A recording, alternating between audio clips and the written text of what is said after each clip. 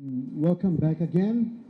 So I've been told off by the EAG administration because some of us is going on foot toward the parking lot and coming out of the door that's allowed only for cars.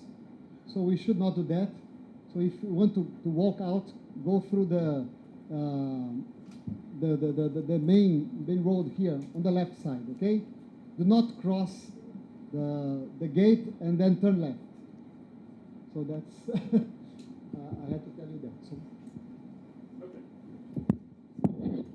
Thank you, and thank you to Rebecca and Jose for actually showing some of my slides, but maybe you can hear about them otherwise. So what I would like to talk today about I call it observational strategies for exoplanet science. This is sort of a run-through of how we find exoplanets, and then a little bit about the state of the art and what the GMT will do for us. So by way of introduction, you know, astronomy is observational science, and as Einstein famously did not say, what you see depends on how you look at things. But you know, we have a couple of techniques. They do tend to do different things. The thing I'm most interested in is, of course, precise radial velocity technique, which is a spectroscopy technique. It's an indirect technique. We don't actually measure anything about the star, the planet. We measure properties of the star. The transit technique, which is a photometric technique, and for the most part indirect also. A variant of the transit technique is transit timing variations. Microlensing is a powerful technique that gives us special insights into exoplanets. Direct imaging, you've heard a little bit about that already. A few slides with a different spin on what direct imaging does for us. Astrometry. Now, pulsar timing and the method of eclipsing binaries are sort of finish this list. I'm not going to talk about them today. And I've encoded the things that we're likely to actually be doing on the GMT in bronze here. So currently, it's a somewhat skewed view from a person who's a spectroscopist that the field is dominated by precision radial velocity and transit technique. And the precision radial velocity technique, we measure the mass and the orbital eccentricity, and you can sometimes get some other orbital elements out of it. But the truth of the matter is, when you have a pure radial velocity measurement, as we'll see in a second, you don't measure the mass of the planet. You measure the mass times the sine of the inclination of the orbital axis of the planet. I'll show you some pictures of that in a second. The transit method measures the radius, and of course, for reasons, again, it will become very clear. If you measure if you have a transit that determines this angle I, and then you specifies the actual mass of then you measure the mass of the exoplanet with the radial velocity method. The inclination might potentially be measured by astrometry, but the astrometry method is still turns out to be too hard for us to do successfully. But the best exoplanets are the ones where we measure the mass, the radius, that yields the density, and as I talked a little bit about yesterday, allows us to learn actually an amazing amount about what the planet's made out of, its inner structure. But at present, the radius of the planet can only be measured by the transit method. Anyway, but if you have the precision radial velocity and the transit measurements, then you have the mass, the orbital elements in more detail, and the radius of the planet. So, precision radial velocity method. The precision radial velocity method uses the fact that a planet doesn't go around a star. The star and the planet or the planetary system, orbit the common barycenter of the system. So although generally the star is very massive, the exoplanet is light, the star in fact executes a small orbit. But because the star is generally much more massive than the exoplanet, that orbit is small, and so the line of sight radial velocity is pretty tiny. So the sun, under the influence of Jupiter, executes a radial velocity of about 12 meters a second, and the Earth is about 10 centimeters a second. That's an important watermark. The 10 centimeter a second velocity is sort of a Galapagos tortoise running at top speed, which is very slow. So how do we do this? Well, we use the Doppler effect. When the star is moving away from us, it gets a little bit redder. When it's moving towards us, it gets a little bit bluer. So you have a stellar spectrum, and if you have a really, really exquisite radial velocity reference, you see this spectrum moving back and forth. But for 10 centimeters a second, that stuff is moving back. In the focal plane, the charge-coupled device that your spectrum is recorded on, it's about the diameter of a silicon atom. So not a lot. So I took my movies and I made flip cards out of them. This sort of illustrates, I hope, well, I'm just not going to succeed with movies, am I? So if you have a star and a planet executing, well, this is not great, but obviously when the star is going away from you, it gets a little redder, turns around, becomes yellower, and then when it comes towards you, it becomes bluer. Why am I belaboring this point? We'll see in a second when this poor imitation of a movie, well, should have stuck with the movies. But the bottom line is that just to really hammer this in, make it very explicit, in a face-on system, the inclination angle is 0, so that the I is 0, so m sine 0 is m sine I is 0. You measure a 0 mass. When you're completely edge-on, this drawing isn't completely edge-on, I is 90 degrees, and so sine I is 1, and so you're actually measuring the mass. Usually that's a transit, because the orbit is so much bigger than the radius of the star. But in between, anywhere in between these things, between these two poles, 90 degrees at face-on, if you don't have a transit that specifies the geometry of the orbit, all you can really say is you know the m sine I. And so in the early days of exoplanet science, when 51 Peg was discovered, there were pretty ferocious fights about, why, was it really an exoplanet? And it took, I think it was probably about a good 9 months before it kind of sank in. I mean, we started finding other exoplanets.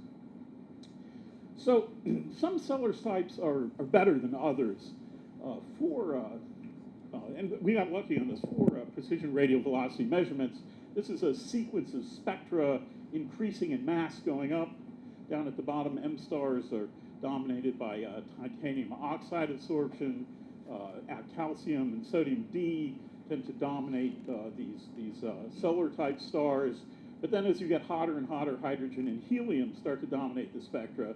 And what happens is that these are fairly rich spectra. So when you do radial velocity precision and you want to get that precision of one silicon atom moving back and forth, you can't do that for just one feature. But when you have thousands of features, you win as something like the square root of the number of the lines you measure. And also, the other issue is the line width has to be narrow. You want to measure things moving just a little tiny bit.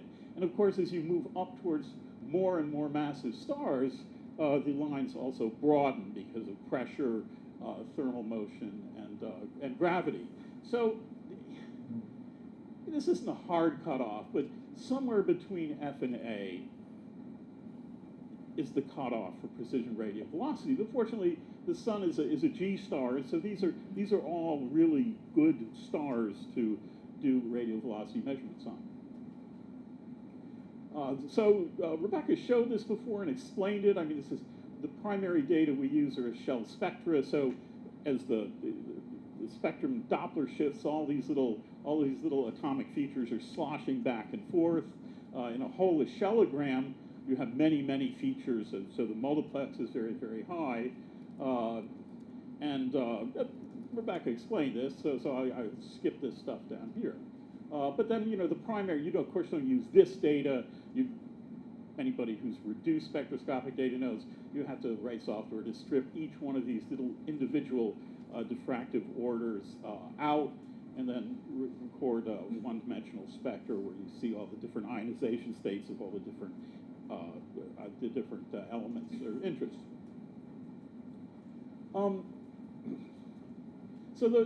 As I said, the goal for GMT is to find Earth 2.0.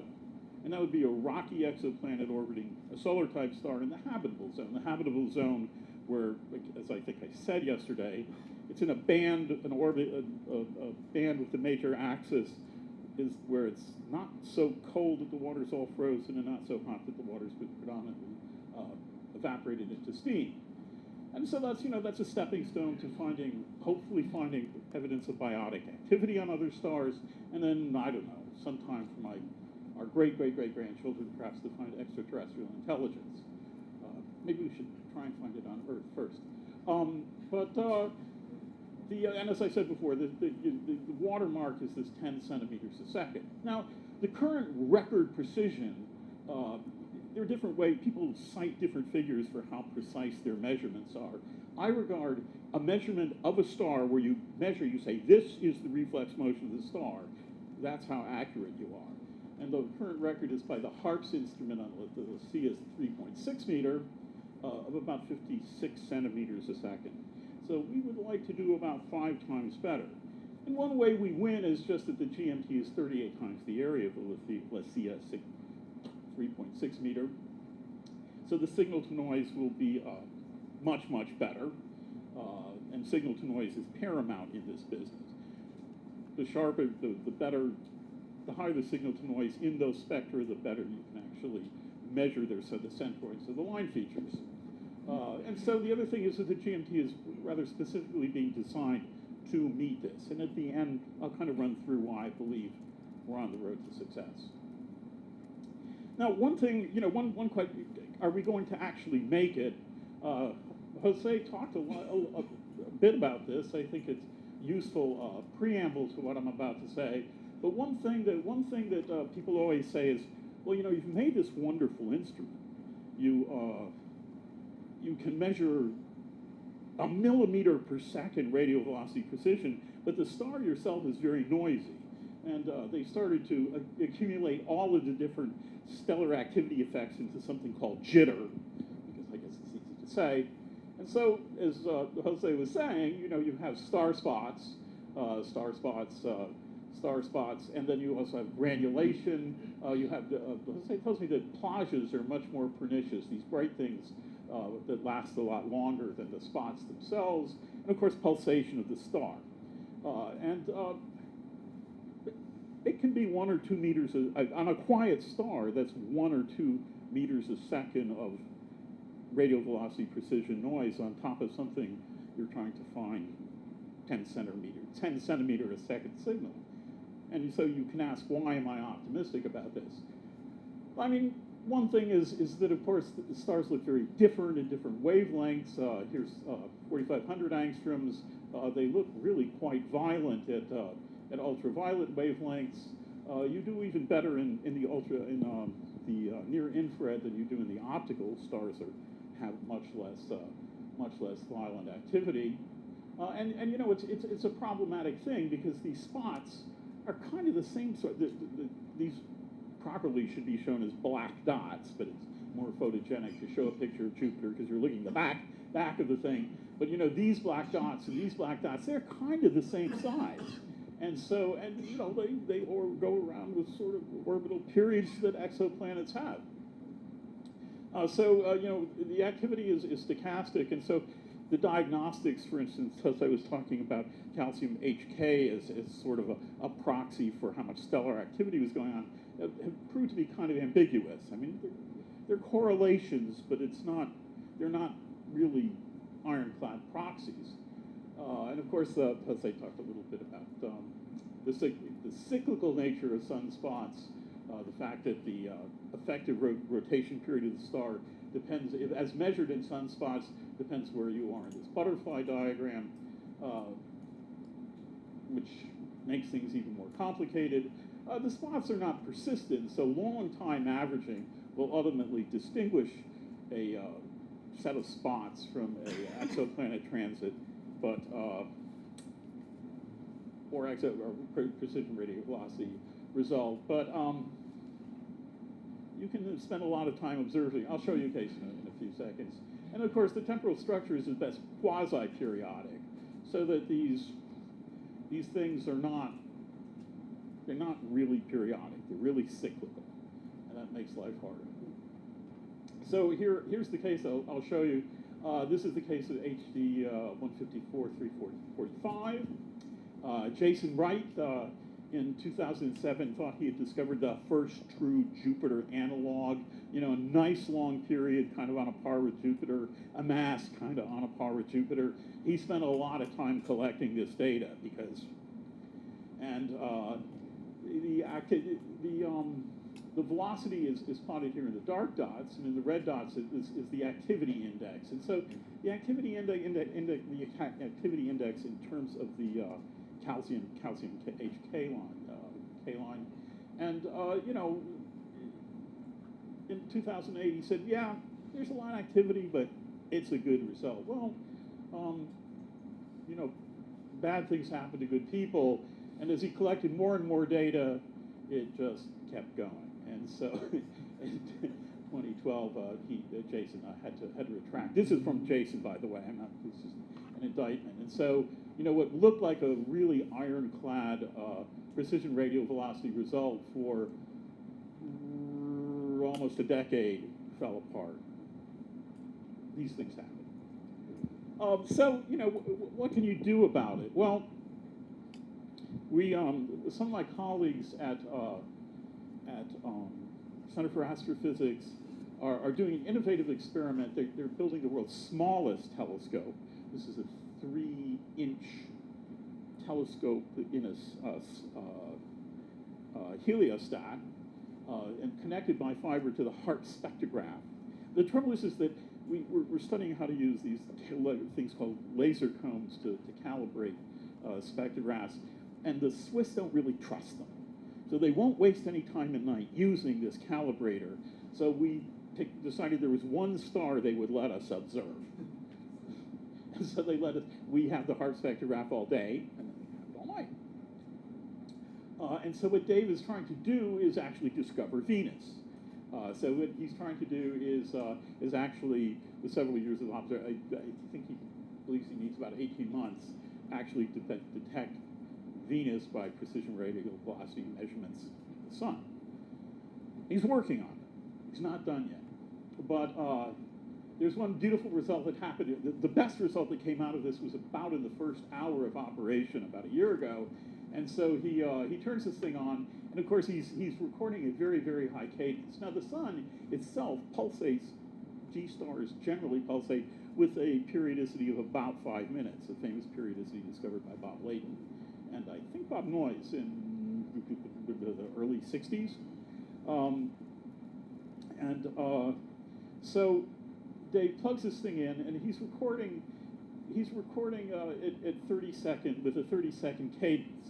Now, on HARPS, when we observe a star, we expect FG and K stars to have P-mode oscillations somewhere around 5 minutes. We don't know exactly. So we tend to integrate for 15 minutes, hoping the averaging process will deal with that. But we don't really know, we're hoping. Hoping is not the same as knowing. So Dave plugs this thing in, and of course, when you look at the periodogram of the first 60 minutes of data, this is in millihertz. The power spectrum immediately shows the 5-minute pulsation of the sun that was a pretty hard result to get 50 years ago. But you just can look at the data, and there it is. You can see 5-minute periodicity in that data. So the point is that if you have enough signal to noise, if you're integrating fast enough, at least for pulsation, the large aperture of the GMT allows you not to average blindly and hope that the effect goes away. You're just going to measure the effect and take it out. And now people say, well, if you know it's got like a 6-minute periodicity, then you know that answer, and you don't really need this big telescope anymore because you'll just apply the correction. But the truth of the matter is if you look at a very high-resolution Fourier transform of solar 5-minute pulsation, this is the 5-minute peak, there's a lot of fine structure. And there's all kinds of mode switching between this. And so the actual period is highly stochastic. And so if you want to know the period at the time of your observation, you have to measure it. Okay? But this is something that the GMT just gets you, which is magical and nobody's been able to do before. As Jose also mentioned, the application of Gaussian processes has turned out to be very, very powerful for working well below the noise of jittery stars. This is, as he mentioned before, Raphael Haywood has been a pioneer in this area. And this is an example. It's Kepler 22. You can see this. There's some high-res data that nobody bothers looking at it for a while, and the HARPS guys start looking at it a little bit more 5 years later. What you see here is the black dots are the data. The blue line is the Gaussian processes fit. I don't have time to go into it. It's very, very complicated. And the gray band is sort of the 1 sigma Gaussian process model dispersion. So, you've got this horrible stuff going on. The blue line is what the Gaussian processes tell you is the rotational and pulsational effects. And when you get all done, you can pull the period right out. It's pretty amazing stuff. I mean, you have to relate the scales here, but I mean, this is a little tiny result in the presence of huge noise. So on the reduction front, there's been a lot of progress of using non-parametric techniques to pull signals out of very, very noisy spectra. So it's not insane to think that we're going to succeed. Just one quick thing, we tend to forget that radial velocity measurements determine orbital elements. This is in a radial velocity curve for a circular orbit, but of course, if they're elliptical, they look very different, and you can measure the eccentricity of an orbit by the radial velocity method. So you learn more than just the mass, which is important. No. Let me see. No. Ignore that.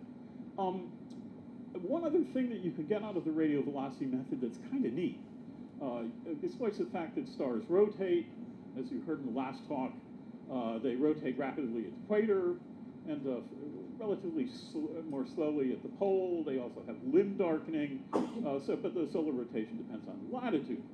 But the more major effect is that if you have a star that's rotating around a vertical axis like this, the side that's approaching you is a little bit bluer, the side that's going away is a little bit redder. And so if you've taken a Coulomb disk and you move it across this Coulomb disk and move it over the larger stellar disk, as you cover up the blue part, effectively it becomes a redder star, and there's a whole shift in the centroid of the velocity. Then when you're in the middle, it's a neutral effect, and then when you cover up part of the red side, it effectively becomes bluer, and you think it's coming towards you a little bit. This is actually something called the Rossler-McLaughlin effect, which is old. It's the 1937 or something, and was actually used analysis using spot data from the sun. And the thing is that if the planetary orbit goes right across the star from blue to red, you see an enhancement in one direction when you cover one side, and then an enhancement in effective velocity shift in the other direction when you cover up the other side. On the other hand, if you cut a cord only on one skewed towards either the red or the blue side, you get a curve that looks something like this. And so what that allows you to do is, in fact, measure the alignment of the spin axis of the star to the angular momentum axis of the orbit of the planet. And we kind of expect that evidence suggests that most planets are formed in debris disks that are pancakes whose morphology is determined by the net angular momentum of the cloud that formed the star. And so it's reasonable to expect that, for the most part, the spin axis of the star and the spin axis of the disk should be the same. And so departures from that are symptoms of new dynamics. It can't just be that it's dynamical interactions of planets, but it depends on how you see it, and it depends on how you look at things. Recently, Josh Wynn, paper by Vincent Poirier, but it's a group led by Josh Wynn, who's somewhere in this list, I thought. Maybe not. I thought it was Josh Wynn's data. Case of GJ436b. So he takes lots and lots and lots of data. This is the Rossler-McLaughlin dip. It's fairly unimodally down, and so you can actually then back out the fact that the spin axis is mostly in the up and down direction, but this planet is actually going around the star is not aligned with the spin axis of the. So this is kind of interesting stuff. Okay, the transit technique. It's sort of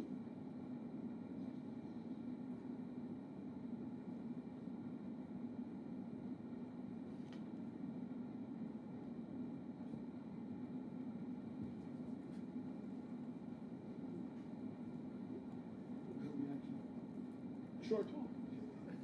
Did I do? Oh, there. Oh, here it is. So the this is there is one transit that you can. There's a naked eye event. It's the transit of Venus. They happen with a 250-year cycle.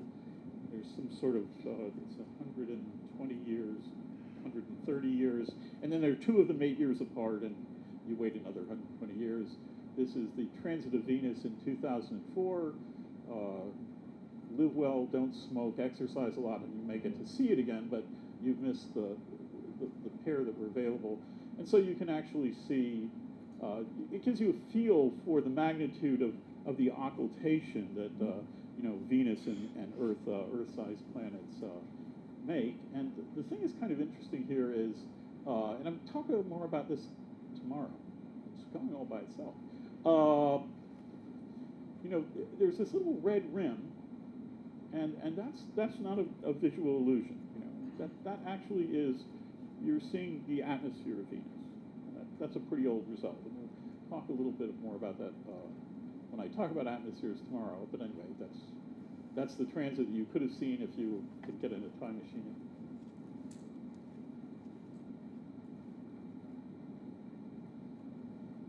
And eventually,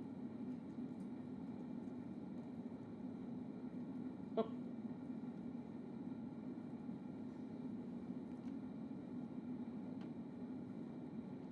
Well, these are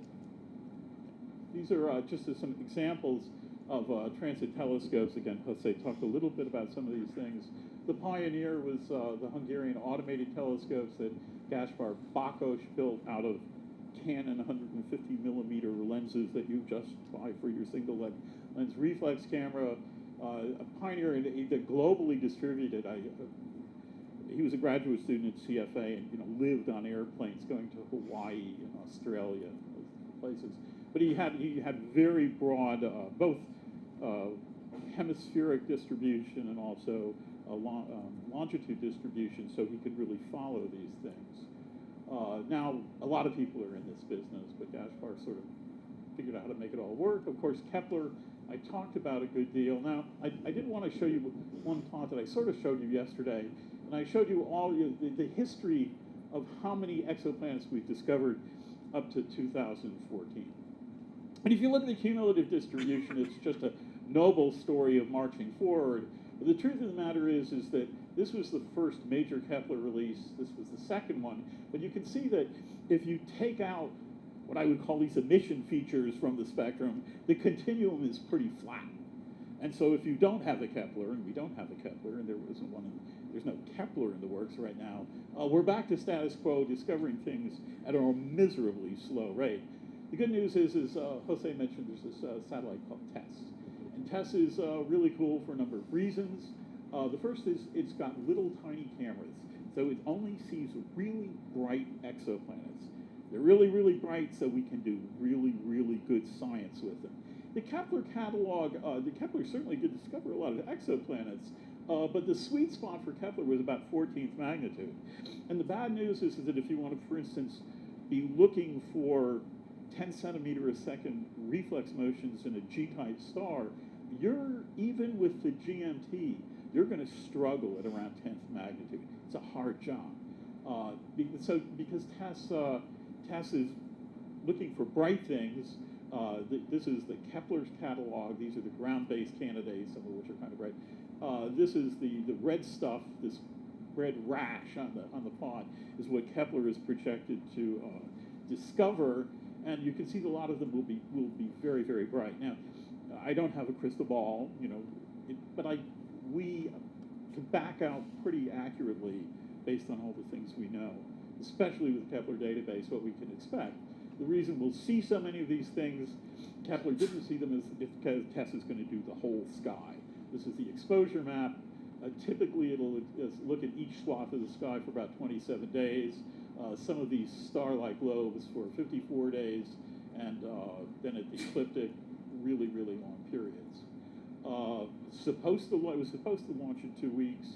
There's a problem in Cape Canaveral, so they're going to putatively launch it in April, and if they don't launch it in April, they'll launch it in May. If not May, June. But they'll get it launched pretty soon. And when I started working on GCLEF in 2005, I thought that GCLEF would be built well before TESS flew, but the catalog will be available sometime before we start using GCLEF. But this isn't the only game in town. The ESA community has a small, as S-class, small cosmic vision program called KEOPS. It's kind of an interesting thing where they will, they're not going to search for anything. They're going to point KEOPS. It's a 30-centimeter telescope. It's about this. It's not as big as Kepler, but it's a reasonable size aperture that will stare at previously discovered exoplanet systems discovered by radial velocity techniques, and they'll provide super accurate radii because they're going to stare for a long time just to be one star, and hopefully can search for extremely shallow transits. And then, of course, as Jose mentioned, Plato, which is, I guess, going to launch. They say it's going to launch in 2026. It's a super Kepler. There are 26 little telescopes that will look at something somewhere between 300,000 and 1 million stars. Again, bright stars, and hopefully bring us a rich catalog. This is very consistent. I hope the first light of the GMT and GCLEF. So this should be a very good catalog for transit studies. The one thing to take away from what you've learned about transits, to the extent you have, is that the way you get the exquisite photometric precision that's necessary, these are little signals, is by massive differential photometry. So if you have a whole bunch of this isn't standard photometry where you do an absolute measurement. This is where you have lots and lots of stars, and you see which ones are getting fainter and brighter, and assume that in the mean, all the other stars are relative. You have to filter, but relatively constant. So the measurements are comparative. They're differential. But by comparing many stars, the precision grows as approximately root n stars. I thought I fixed that. Where n stars is the number of stars you measured. So Kepler photometer 120,000 stars at the time. The square root of 120,000 is a big number. Of course, the thing that's great about Kepler and space missions is there are no diurnal gaps. From the ground, even when you have good longitude distribution, it's cloudy in one place or something goes wrong someplace else. Space missions don't have any diurnal gaps. There's no aliasing or anything going on when you do your power spectra. And another issue is in space you don't have any atmospheric scintillation. The fact that scintillation present compromises your photometric accuracy.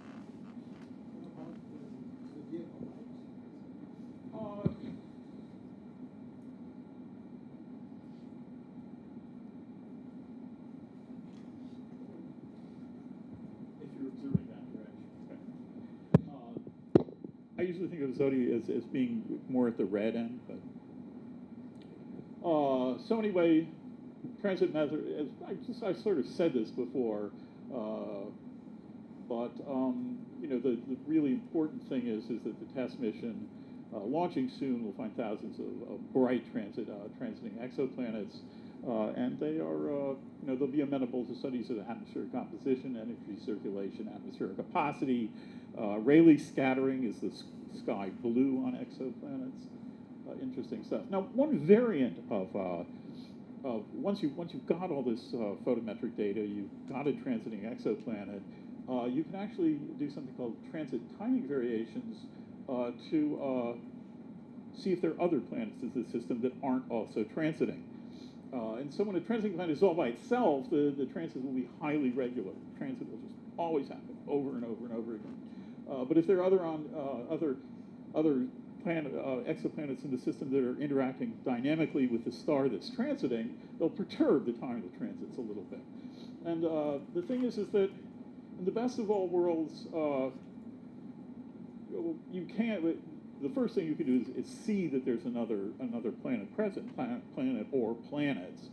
In the best of all worlds, you would learn something about the actual orbital elements. But let me just walk you through a case on that. Well, before I do that, though, this is sort of a cute result that is not mine. But if you were an extraterrestrial sitting on the beach at night looking at the solar system from a star where you happen to see the solar system transiting our sun, you would actually see this sort of magnitude of timing variations due to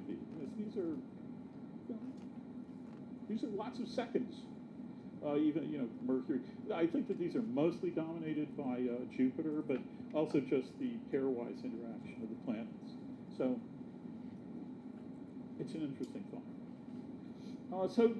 Just to look at a specific case, Kepler-19 actually was a successful transit timing variation investigation. I do something embarrassing and make recourse, just to sort of march through the points, make recourse to what it takes to do this business, though. First of all, it's a 9.3-day periodic transit. So it's a short period planet that you get lots and lots of transit. So, you have good statistics on the actual the profile of the transit. It's also a star that you can measure. You measure that star really, really well. That probably means pretty close. And you've collected a lot of data on it in different wave bands in different ways. Then the next thing you do is because you have to be absolutely certain that it's not something else, you have to think very carefully about what are all the possible imposters that would fit, what are the background detached eclipsing binaries, are Lyrae in the background that you haven't resolved that might actually fool you. Then you, in this case, they went out and they looked to see whether there's a secondary spectrum. So if this is one type star, is there another type star spectrum hidden in there? And then finally, they went out and they did adaptive optics imaging to see whether they could see something else. And the other final thing that you can use is that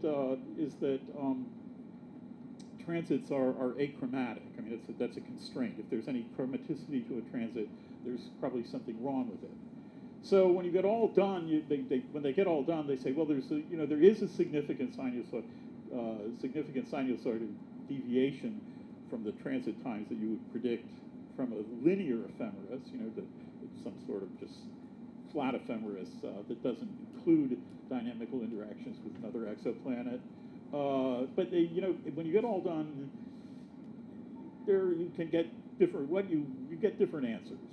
Different answers are possible. And so, having done all this work, what you can say is that other planet has a period less than 160 days and a mass less than 6 Jupiter masses. So it is an exoplanet. And this was a pretty good system. Just to have a quick look at the data, this is the transit data. It looks like the fits pretty well. This is just departures from the fit. But then if you actually look very, very carefully where you classify the early transits and compare them with late transits, they really do, there is a correlated behavior. And so when you get all done, you then ask, well, the ambiguity is that you kind of say to yourself, well, if it's a stable system, it has to probably be in a mean motion resonance, and you start stepping through the mean motion resonances that can work, and you find that actually it could be co-orbital, it could be a 2 to 3 resonance here. Many of these things different work, and it's kind of hard to sort between them. So with maybe better data, you could do better. The Kepler data is awful good.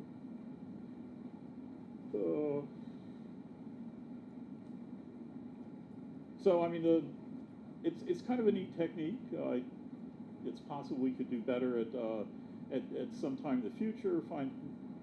planets that aren't massive enough to be found by precision radial velocity methods. But the effect is subtle. You need really, really good data.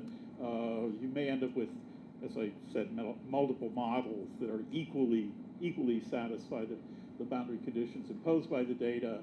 You need to be pretty good at Bayesian modeling and Markov chain Monte Carlo technique to get the right answer, and there may be several right answers. But it's hard. You may be able to convert the data, but it's a tough project. So another thing that we won't be doing on the GMT, but I feel compelled to mention is microlensing. And it's kind of an exciting time. There is a thing called KMTNet that is been built by KASI, the Korean Astronomy and Space Sciences Institute in Daejeon, one of our partners in the GMT. And they have a network of 2-meter telescopes, the Southern Hemisphere, Sliding Springs, South African Astronomical Observatory in Sao Paulo.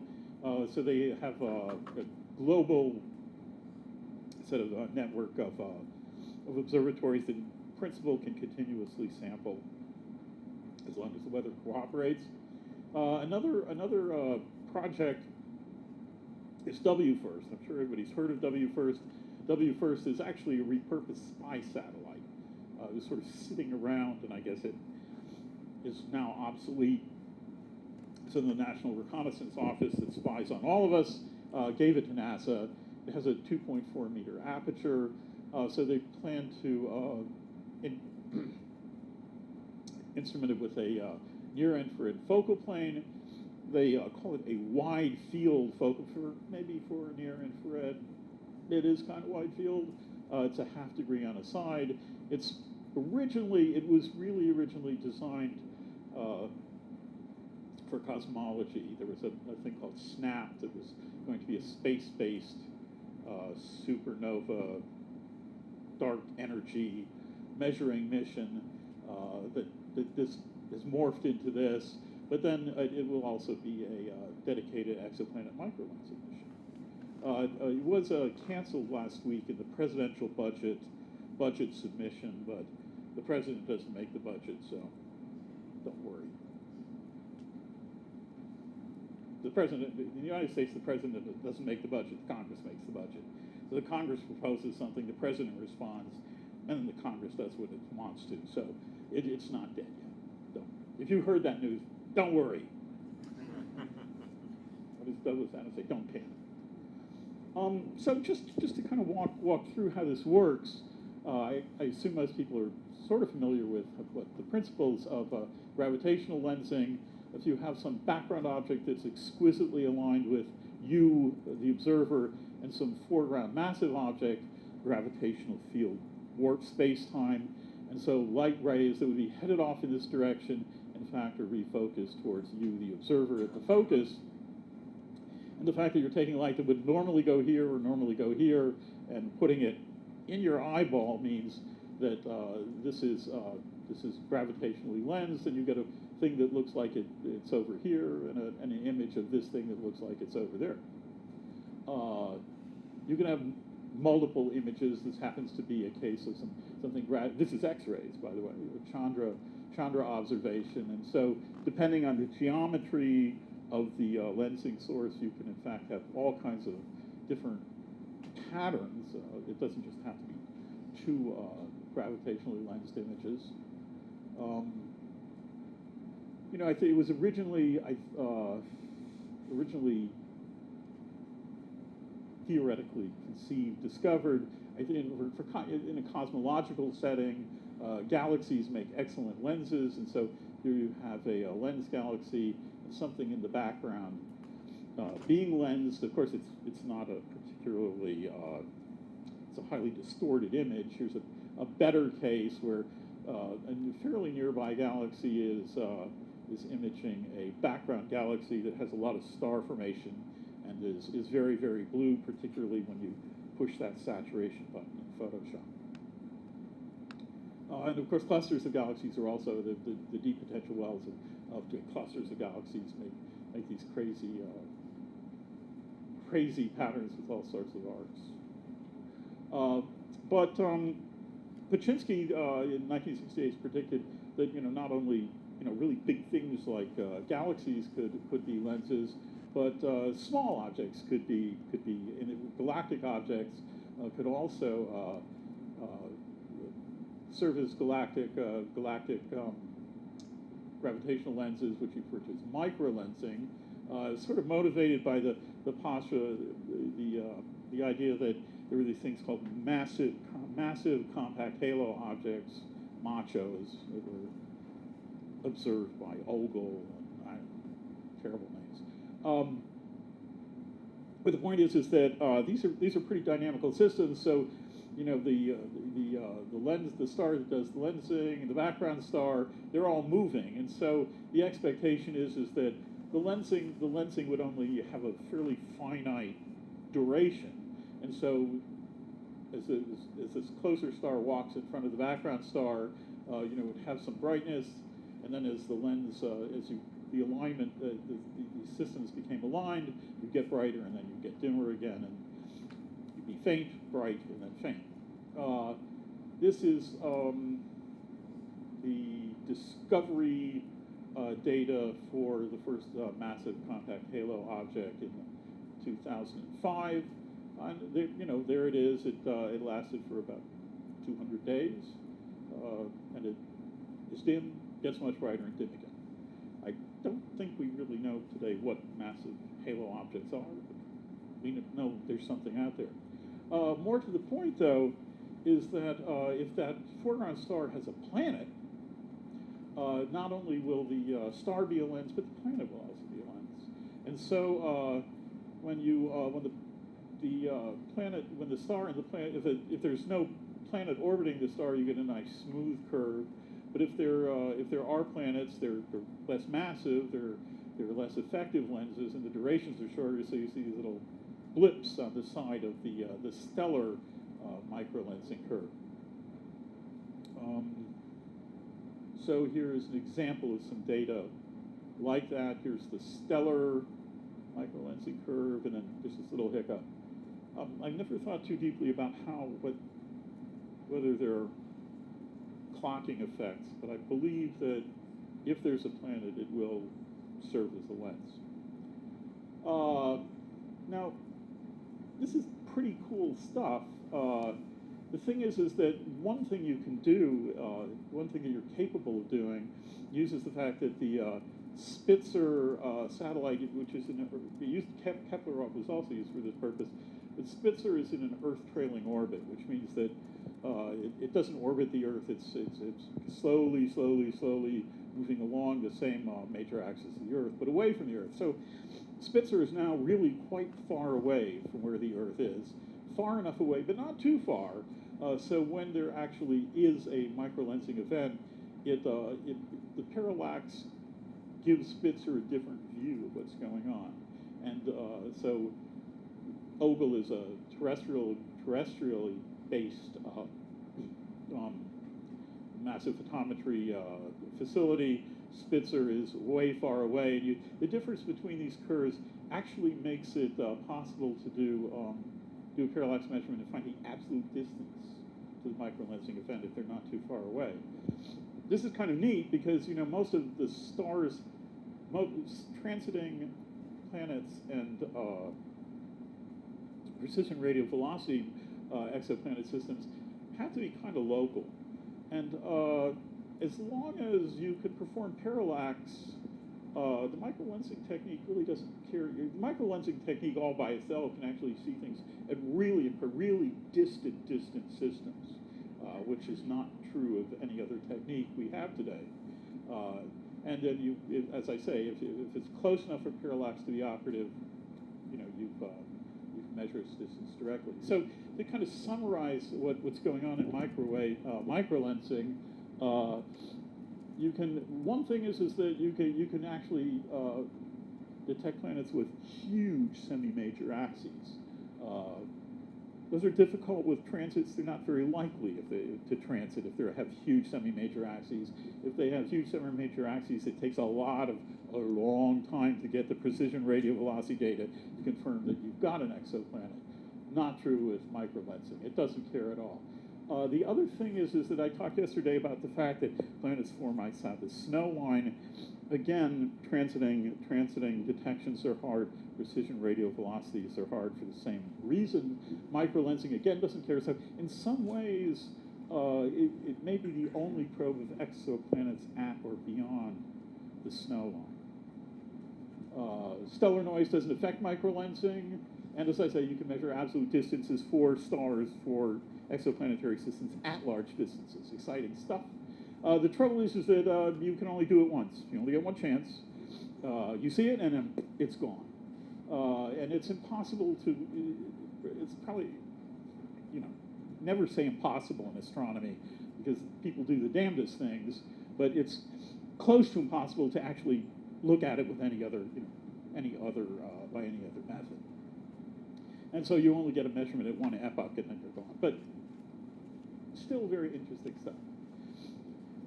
So you've heard a lot about direct imaging. I just wanted to, from an exoplanet imaging context, say a few things. I don't think Deborah or Matthew will.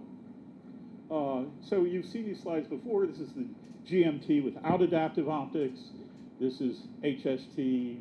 I left out what we could expect from JWST, but then here, you turn on adaptive optics, it's gorgeous. Sharp, sharp, sharp images. And I just put this up here to remind you that, again, Matthew had briefed you on all this stuff, but when I'm talking to generalist audiences, I say, we on the surface of the Earth, when we look up at the stars, they're like a swimmer. If you've ever done this, lie in the bottom of the swimming pool, look up, and then you look at the sun to the top of the top of the water, and of course you're immersed in this stuff, this turbulent medium, and that's the sun. So the same thing happens looking up through the atmosphere of the stars. So the short story is that there you are, you're at the GMT. Your AO isn't on. You get this big blobby thing. You turn the AO on. This is actually MNT data. It was a movie, but now it's not. And all of a sudden you turn on AO, and bang, out jumps the binary. And hey, let's go to Nature and publish. But it's actually a slightly more complicated story. And the fact of the matter is that exoplanet science is done by coronography. And so here, the place to start thinking about coronography is, of course, solar coronography, because you get these really great pictures. This is the comet Ison observed with the SOHO coronagraph. And so this is showing the fact that Ison did actually almost graze the sun and come out the other side intact. It's really, really nice picture. But the bottom line is that stars are bright, and solar systems, objects, and exoplanets are not. So blotting out the star or the sun makes it possible to see stuff that you can't see when the star is there. If you don't blot out the sun, you won't see that comet. So here's a quick optics course. How a coronagraph works is fairly trivial. This is a telescope, a converging lens. The converging lens produces an image of that very bright star at the focal plane of the telescope.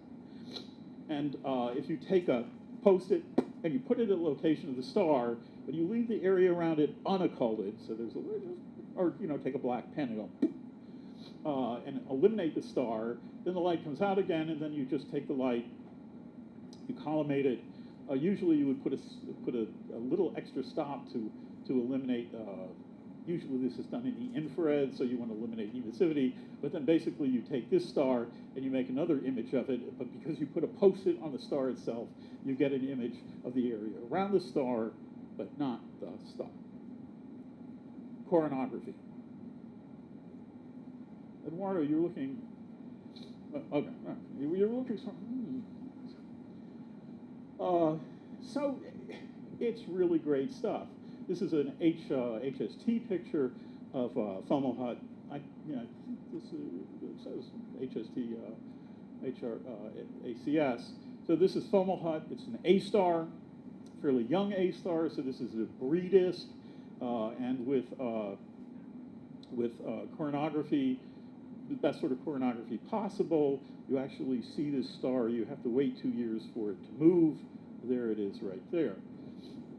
That's really tough work. And when the first results started to roll out, it was really we were all very, very impressed by that.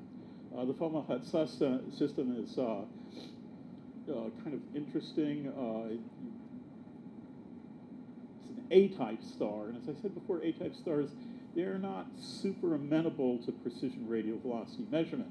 You know, the inclination of the system, probably you would be able to measure a reflex motion, but A stars, the stellar spectra are too few and too fat. This is a very, very wide orbit, as you can see. There's Fomalhaut, there's the orbit of the star. You know, this is our whole solar system, so this is on an enormous, enormous orbit. So that means the good news, angular separation is wide, so you actually, you know, you can separate it out from this is the occulted star in here, and that makes a planet star discrimination easy, but you know, you wouldn't be able to. This would never, no system like this would ever transit or be detectable by radial velocity methods. But the important thing to remember, the fifth ace in the deck that the imaging people don't tell you about is Fomalhaut is very, very young. And so that is a very hot exoplanet. It's a very hot exoplanet because it's still collapsing. And for gravitational collapse, releasing its energy in the form of fairly massive amount of infrared radiation. So the only reason you see that planet is because it's glowing. If it was an old exoplanet, you wouldn't see it.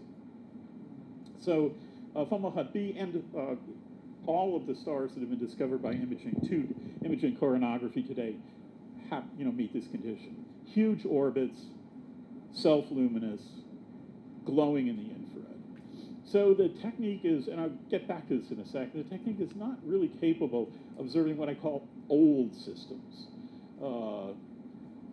So with available telescopes, we really can't do anything about the solar system. Now, as a guy that's sort of interested in looking for exobiotic activity and, you know, that sort of stuff, I'm only interested in old systems. So there's a sort of a dichotomy. We'll talk about this a little more in a second. Now, well, here it is. Now, this is a horrifically complicated chart that I don't expect anybody to understand all of. Most of what you want to pay attention to is the apparent separation of the star and the planet in an angular sense. So, you know, this is an arc second, a tenth of an arc second, a hundredth of an arc second, and then this is the contrast, which is just the ratio of how bright the planet is to the star. It's so that, you know, that this is where the star and the planet are equally bright, and down here, the planet is 10 to the 12 times fainter than the star. And so here they've spotted in the solar system in this plane. Up here you see all of the major imaging discoveries as of a few years ago. These are all, as I say, beta PIC, HR 8799. These are beta PIC is, you know, just a poster child for debris disks, right? These are all, you know, self-luminous systems, really, really, really wide orbits. And they, you know, this then shows the capabilities of the different facilities: Palomar, VLT NACO, Kirk, Keck-Nurk, the P1640, which is a Palomar facility, and then the two sort of giants in this business, VLT Seer and GPI, the Gemini Planet Imager. Beautiful, beautiful, beautiful instruments, but you know they're kind of work at best contrasts. For really wide separations, they can work at contrast down to 10 to the minus 9, but you know, for typically more like 10 to the minus 7. In the future, the ELT and the TMT will be able to go to much lower contrast, but also much smaller separations, because the diffraction limit is so much smaller with the larger apertures. The GMT is not up here because at this point in time, we haven't defined what, as Rebecca said yesterday, we haven't defined what that instrument will look like yet, but there certainly will be an imager. But the bottom line is that you see down here, here's the habitable zone of the solar system. These are the ice giants, and I'm sorry, the gas giants and the ice giants. You can see that even with these monster facilities, you know, for other solar systems, you know, there'll probably be large planets up here, but we're just sort of scraping the top of the solar system. So, you know, to summarize, what we're doing today are young self-luminous planets. In the future, we will start to just touch the top of old stars that glow in the light of it's reflected, the reflected illumination of the host star. It's kind of interesting to think a little bit about contrast as a function of wavelength. So here's the optical band. This is a very, very simple calculation, but how people tend to think about things. So this is the spectral energy distribution of the sun. The planets all in the near infrared and optical band basically mimic the energy distribution of the sun until actually they sort of turn on as thermal sources themselves. The Earth is warm, Jupiter's cold, and so this is just the thermal emission of the planets. Life is really a little more complicated. Here you see just a plain old sun, but then here's the Earth with the Earth's atmosphere, and as we know, all kinds of things are going on. Here's the oxygen A band, water. I think this is mostly water, and then this is the white dwarf system, GL581b. So what's going on here? So the bottom line is that today we can look at things that are very bright in the near infrared, but the habitable zone is very dim in the near infrared, and where's the last there? And you could say, well, but what about hot Jupiters? Because they're very, very hot too. And it is true, they are very hot, and if they were, you know, at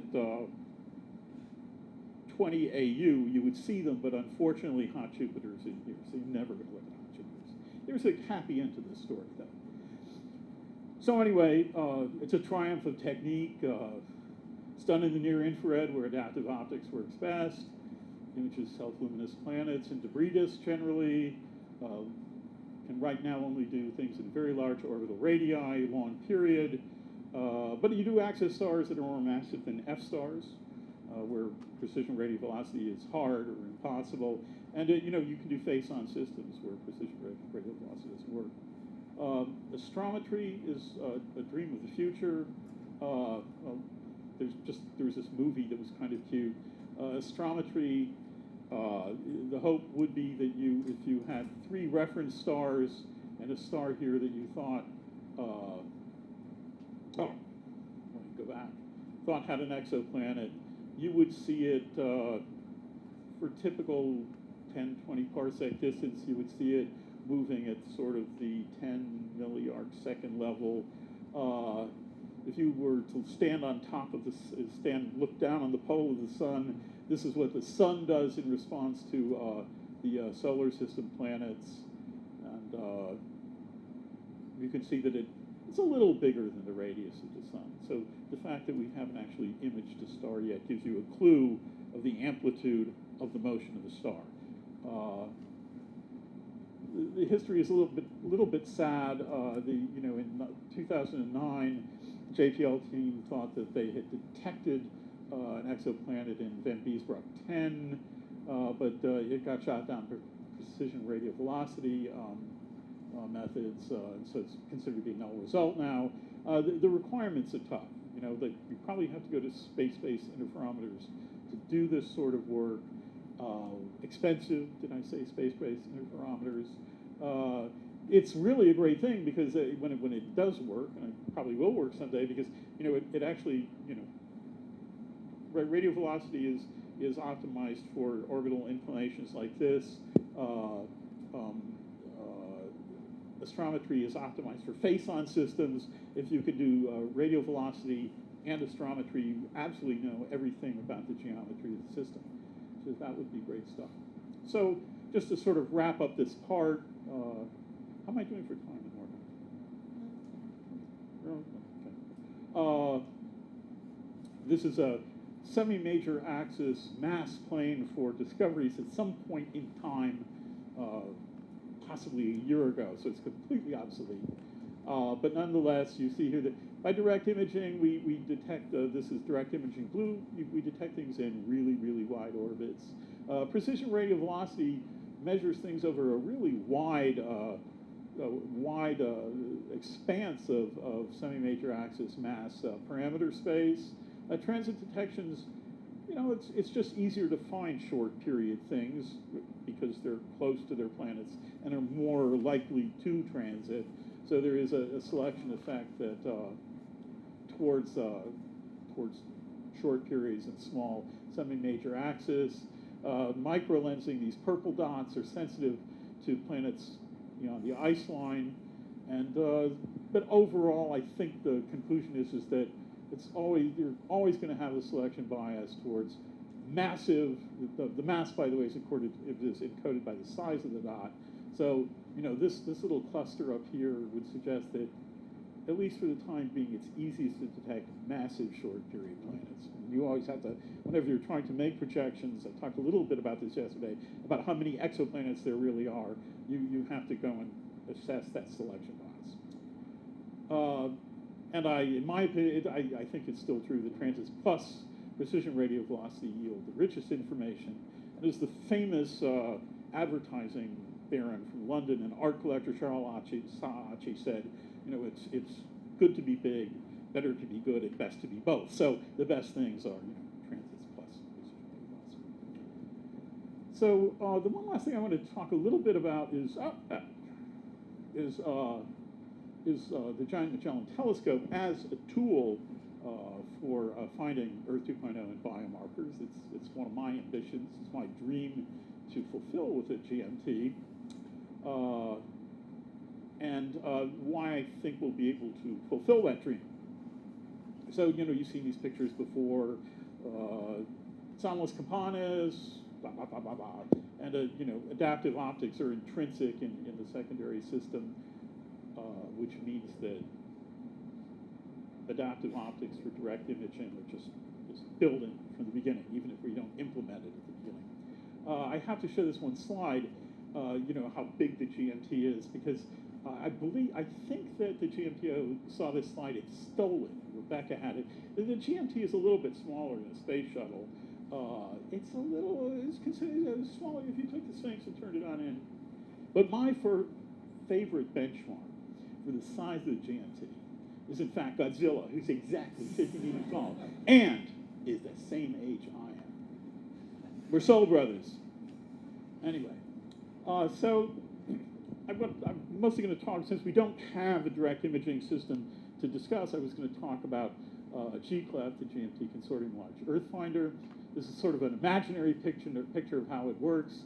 The little GMT in the background, the big spectrograph in the foreground. Optical fiber connects the telescope to the spectrograph.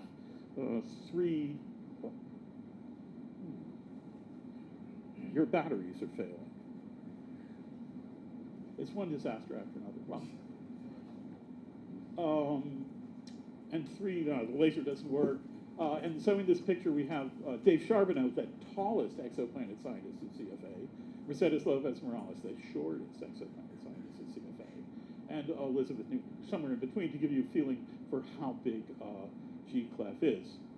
And so what we're, among the many things that the GCLEF will hopefully do is achieve this benchmark of 10 centimeter a second radial velocity precision. And we're going to do that by making it more stable than any other instrument before. Now, can I get to the next slide? I've got enough battery. So this is just a picture of the spectrograph. We've taken, the spectrograph is in a vacuum chamber. The vacuum chamber thermally isolates it. Thermal fluctuations make the the optics move around and make it unstable.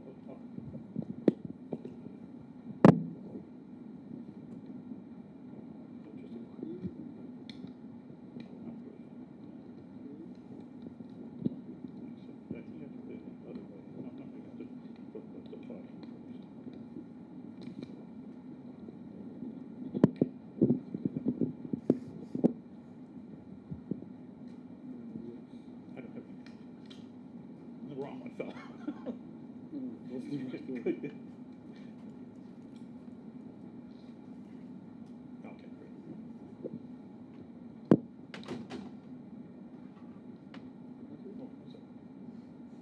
See what a good hardware team we are. We definitely can build a spectrograph with batteries in real time. Anyway, so it's enclosed in a vacuum chamber. We put it in a vacuum partially to thermally isolate it, but also to the index of refraction of the medium that the spectrograph is in effectively destabilizes the spectrograph. So you put it in a vacuum, index of refraction is 1, and it's fiber fed because that means that fiber fed, that means it's poorly coupled to the outside world and it's well stabilized. And then there's some other things I'll tell you a little bit about.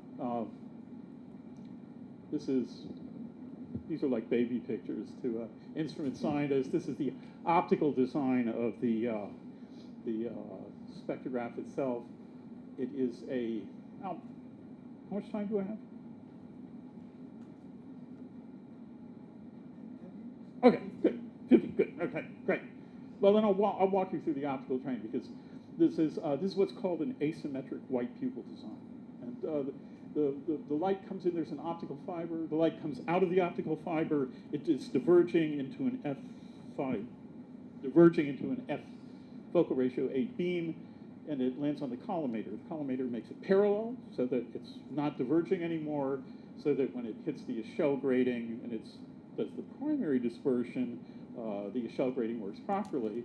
That light then comes back, it's still collimated, but now it's spreading out and being dispersed by the diffraction grating, and then it's focused again. And it comes up here and it bounces off this little tiny mirror that's mostly put there to make the size of the spectrograph smaller, but does some other voodoo that I'm not going to discuss.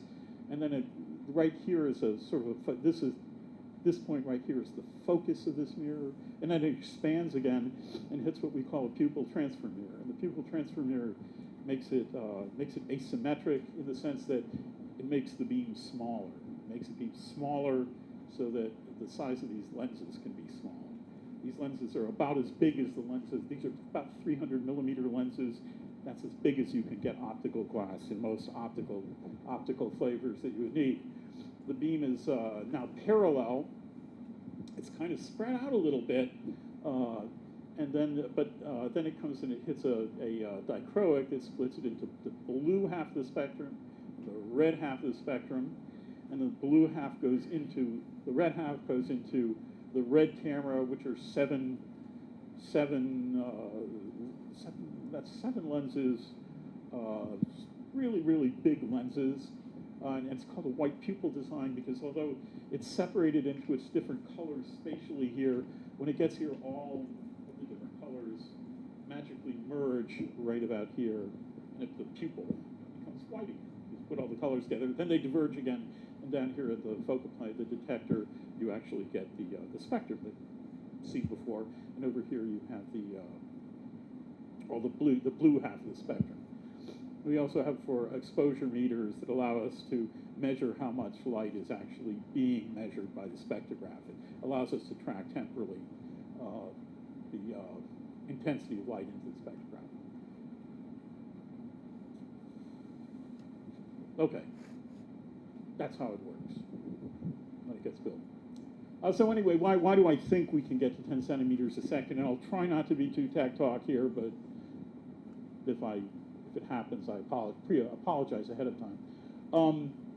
First thing is that we mount GClef at a gravity invariant location. When you build an instrument, often what you do is you attach it to the back of the telescope. As the telescope moves in elevation, the instrument experiences different gravity directions if you're sitting inside the instrument, and it flexes. As it flexes, it loses its stability, doesn't work as a precision radial velocity instrument. We put it down, we connect it by optical fibers to the telescope, we put it down here, and it's always level. We also, this shows you how the whole thing works.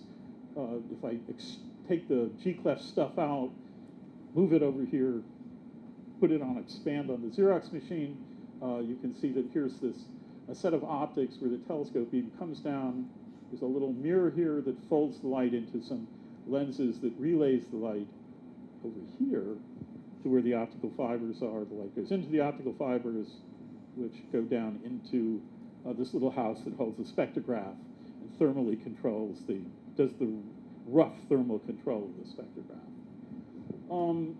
We actually have done some fairly detailed systems engineering. It's not perfect, but it gives us a feel for what's happening so that we actually take every potential thing that would compromise the precision radial velocity, micro vibration, stray light, the telescope acceleration. When there's an issue that even though it's at a gravity invariant location, as the telescope is slewing fairly fast, when it passes through zenith, there's a centripetal acceleration that will bend the spectrograph a little bit. So we track that. And so we have this enormous list, and if we start to have a problem somewhere, then we focus our attention on that and try and fix it. It's just a technique. It's not an actual technical innovation. It's called systems engineering. But we're doing it. The one thing we're going to do is, this is the vacuum enclosure that the spectrograph sits in. One thing we're going to do is we're going to use a different sort of vacuum pump than anybody's used before. So instead of being at 10 to the minus 3 torr, we will always, typically other instruments turn their vacuum systems off at night, and then they drift up to 10 millitorr. We use a vibrationless pump that operates all the time, and so we'll be at a microtorr. Probably the difference optically between a millitorr and a microtorr isn't very much, but the fact that it doesn't change, the fact that it doesn't float up during the night will be an important thing. Now, this is kind of a joke, but an important thing is that stop modeling predicts IMAD directly. Anyway, so STOP is structural thermal optical performance modeling, and IMAD is image motion detector. So we have a really very detailed model of the optical bench. These are the cameras. What happens when we have thermal gradients, when there's rumble because the telescope invariably vibrates a little bit. And so we have a model that we go actually directly from those physical things to how much the oscillogram moves on the focal plane. It tells us how much mechanical or thermal perturbations can simulate radial velocity differences. I think we've done this at a more detailed level than any other group before. I just had to say that, of course, Richard Nixon used to say that MAD was mutual assured destruction, which may be the outcome. But and then one thing that it seems minor, but it keeps the PI up late at night. We decided to use, instead of using all other spectrographs, precision radial velocity spectrographs have been built out of common everyday steel. Now common everyday steel has a coefficient of thermal expansion of 12 parts per million per degree C. Coefficient of thermal expansion is how much temperature changes will make your bench bend and simulate precision radial velocity motions that are in fact just flexure of the bench. So the lower the coefficient of thermal expansion it is, the better it is, because then as equivalent temperature change makes smaller IMAD, image motion detector. And so we started out thinking about an alloy called Invar. Invar is a very low expansion steel that has a lot of nickel in it, and it has a CTE, a coefficient of thermal expansion. That's about 1/10 of plain old steel. It's about 10 times more expensive too. And the engineers conned me into the idea of instead using carbon fiber epoxy. That's the stuff they use for the Hubble Space Telescope optical bench. And it's even 10 times better. So the material we're making the optical bench out of, the thing that holds all the optics, will in fact be 100 times less vulnerable to thermal perturbations than any other instrument before. And we get the extra bonus that it turns out that the thermal conductivity of the carbon fiber epoxy is a magnitude higher than steel. So whenever you get a thermal gradient, it should equilibrate out about 10 times faster than a steel bench. we feel this is a big win. It's very scary. It's tricky stuff to build. You know, Hubble Space Telescope cost a lot of money, so it's a cause for worry, but it's a good worry to have. I think we're getting to the end here. Another thing we've done is we have the HARPS team has generously shared information about how they do thermal control for HARPS, which is another exquisitely thermally stabilized instrument. We think that we have actually learned from their experience, and we do a little bit better. And so we will actually control our spectrograph with, it'll be more thermally stable than HARPS is today. I don't know how Espresso is doing, which is the next generation Geneva ESO instrument. But we're doing, we control our temperature better. But that's not just a talk. We've actually built prototypes of, we've made subscale models of the spectrograph. We've shown that it's going to work. We have a good thermal control system. And then, you know, the thing is we do, well, this is sort of what I said before about thermal structural analysis, mapping onto image motion on the detector. We do track what all the different things do. You know, we're continually analyzing. It's been a disappointment that it's taken so long to get to where we are on this project, but we've actually, I think, used it for, we've used that time well. Like, I hope we've used that time well, and we've been able to do a lot of analyses and think about things a lot. The way other teams, you know, if they give you the money to build the instrument, you got to finish it in 3 years. So, you know, use the kinds of things. So when you get all done, this is my expectation for what we'll be able to do in terms of precision radio velocity with the GCLEF instrument. These are sort of the major constituents of our solar system.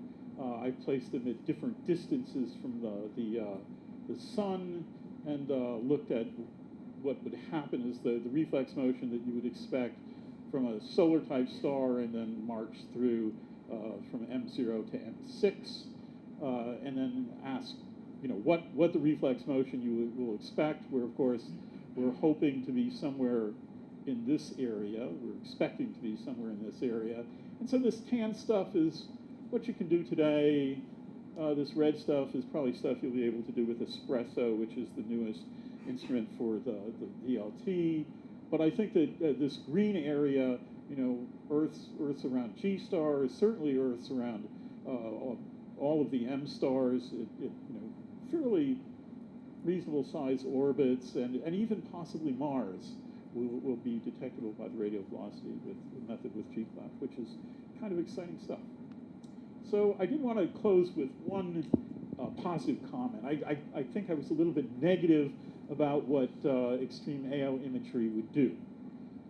Not negative, but you know, it doesn't seem likely that we're going to take pictures of Earth orbiting G stars in the near future.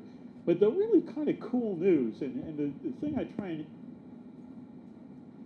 underscore, and you know, my mantra is that the GMT truly is an exoplanet telescope, because with extreme AO imagery and GCLEF, we really will learn an incredible amount about the whole tapestry, the whole history and life cycle of planetary systems. You know, from actually a broad new discovery space for stars forming in debris disks. We'll learn a lot about it. We'll be able to probably take pictures of older, more mature systems. And then with GCLEF, we're going to learn an incredible amount about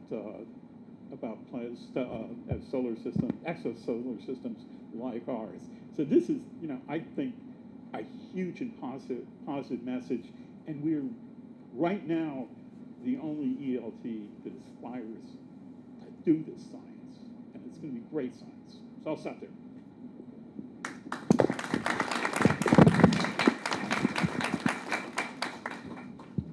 Questions?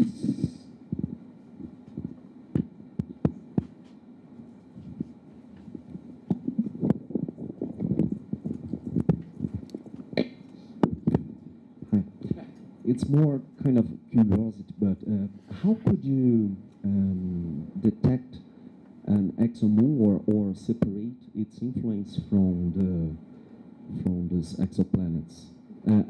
This question is based on something I read, that one of the exoplanets detected by microlensing possibly is a binary system of exomoon, and I was puzzled how they could assess that.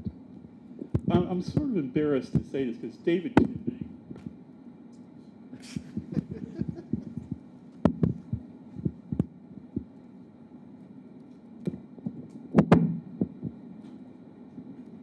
David Kipping was a fellow in my division for about 6 years, and he is Mr. Exomoon. I think that you would have to find exomoons by the transit method, primarily. I showed a slide yesterday where Kepler 37 system, for instance, has detected exoplanets with a radii pretty much that of the moon. So they're definitely detectable. Pulling it out of a transit signal, I believe that, that's right, David left 3 years ago, I don't remember anything that far back in the past. I think that what you're looking at is the actual shape of the ingress and egress. So as you know, as the planet is coming in, you certainly do have the sense. If the moon was all by itself and it didn't have the planet, you certainly had a sensitivity to see it. So I think that in the shape of the ingress and egress, as you move across the limb of the star, you would have a chance to see it. Microlensing, I don't know the answers. I'd have to talk to an expert about that. But I'm pretty sure it was transits that he was most interested in. Or would that be the case even for a binary system like Pluto and Charon on a bigger scale? I think you'd certainly, Pluto, if they were sort of like Pluto Charon, I think you would certainly see them, right? You need good data, you need like Kepler's quality data. The Kepler database is big, so I don't know how far David's gotten in that program. He's got a lot of YouTubes. He loves to make YouTubes. I mean, David Kipping YouTube. He'll tell you all about it.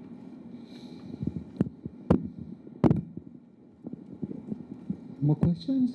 We have time.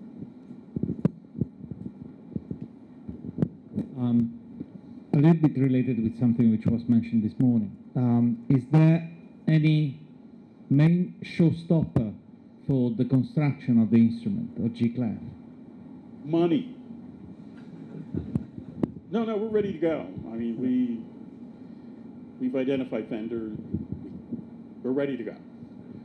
We actually, in NASA Ease, we're having the critical design review on June 26th, Independence Day in Cuba, by the way. So, we're mostly funding bound. The whole telescope is, we have enough money to keep going, but it's got to be careful about how we spend it. So. What if Bill Gates comes in and gives the telescope $1 billion? We're, as they say in the United States, shovel ready. Give us the money and we'll build it. So I have a question, which I don't know how fair is it. Uh-oh. So what you're talking about here is what I think Matthew said. It's extrapolated science. Right. So pick what we are doing, and then we go bigger, more precise. Then we are going to space. So do you have any ideas what are the things we are going to look for several stars with that precision? So what kind of other science we are going to learn about while looking for exoplanets? You mean other than exoplanets? Yes. Well, I mean, the thing that Anna Frabel's all excited about, part of this isn't designed just to do exoplanets, but talking about exoplanets, there's sort of four main themes that we regard as key areas. One of them is high Z phenomenology, which is, mostly IGM, ISM of high redshift galaxies, probably mostly by gamma ray bursts. Then sort of all the stellar composition at sort of intermediate redshifts, the near-field cosmology, extremely metal-poor stars, but the fact that it would appear that the latest gravitational wave event that was finally optically identified sort of settles the debate about where our process elements come from. All of a sudden make the study of our process formation coupled to gravitational wave science, which is just, we're just starting. We don't have very many. But, so that's just totally, that's an example of totally new stuff before you go to first slide. But I meant, by looking at those stars, Yes. so I'm not that expert in stellar astrophysics, so by looking so much at those stars with that kind of spectroscopy, Right. is there any exciting science about the stellar physics? Or? The answer is certainly yes. Jose, I'll lob the ball to you. Yeah, for sure. I mean, look at for the weather, it's space weather around the star. That is one exciting stuff that coming from the spectra. Probably we need to figure out how to do that with these machines. But I think we have a new science that we come in. It's like an exoplanet in the past. If you go to 25 years in the past, the instrumentation was not done for exoplanet, and exoplanet is there. So, but I think this, this star-planet connection, like, what kind of planet could be good for develop life, exoplanet in the stars, when the life arose in the Earth, all this question is really an open window for the future, I think. Yeah. So anybody else?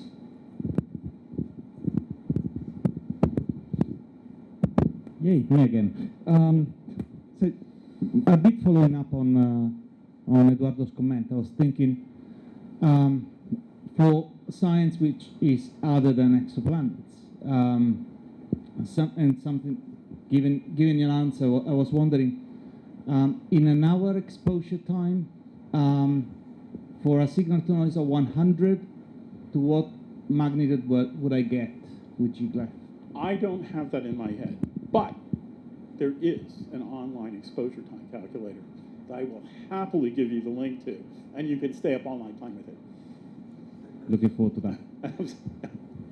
And another question, a little bit also following up something that came up this morning. Any chance to have a polarimetric mode on GCLEF?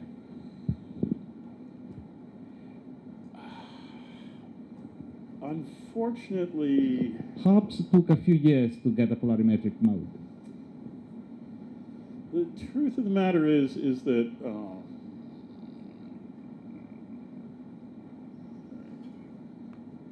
well, the bottom line is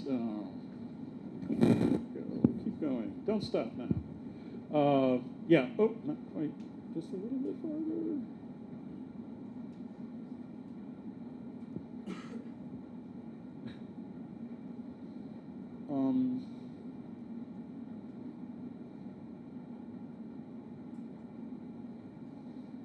Well, I would say it doesn't want you to see that slide. Protecting you. The bottom line is that the fibers are on essentially in a horizontal plane, and so we have a 45-degree fold that puts us into telescope beam comes in, hits the fold. I'm not personally a polarimetrist, but I've always been told that other than operating normal incidence is death for polarimetry. Now, could you put a it's a fairly small mirror. If you were desperate to do polarimetry, could you put a thing on top of the mirror so you did polarimetry before you hit that mirror? If you're hell bent on that, tell me why you need it, and then I'll go into the project and say, we want to do polarimetry. So it's not impossible, but it's usually when you want to be looking like this, not like this. Thank you. Anybody else? Nice talk, and Thank you. Yeah.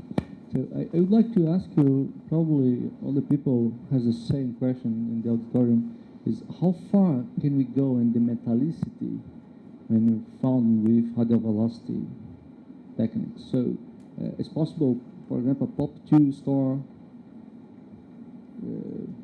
be a good target to search planet with this G-clef machine? The whole science of, my impression was that the good place to look for exoplanets was, POP1 stars. I don't think that they're that much, they're probably not going to have as strong lines, but you'll still be able to do precision radio velocity on them. Actually, if the lines are a little, they might be narrower, and so they might be less damped, and in some ways, there might be less lines, but they might be better lines. I haven't done that experiment, but my impression has always been that high metallicity was sort of that's where you wanted to go. It'd be interesting to look and see what the metallicity, which you can probably do in about 3 seconds with the exoplanet database or encyclopedia, what the metallicity distribution is of the Kepler stars. I'll do it tonight. If it's doable, I'll do it tonight. I'm curious what the answer is, because that's working the problem backwards. You're not. More questions? Okay. If not, I invite you all to cross the fence to the other side and to watch the posters for today's sessions. Don't leave anything here because they will lock the auditorium after we leave. And please let's thank Andrew for this very exciting talk again.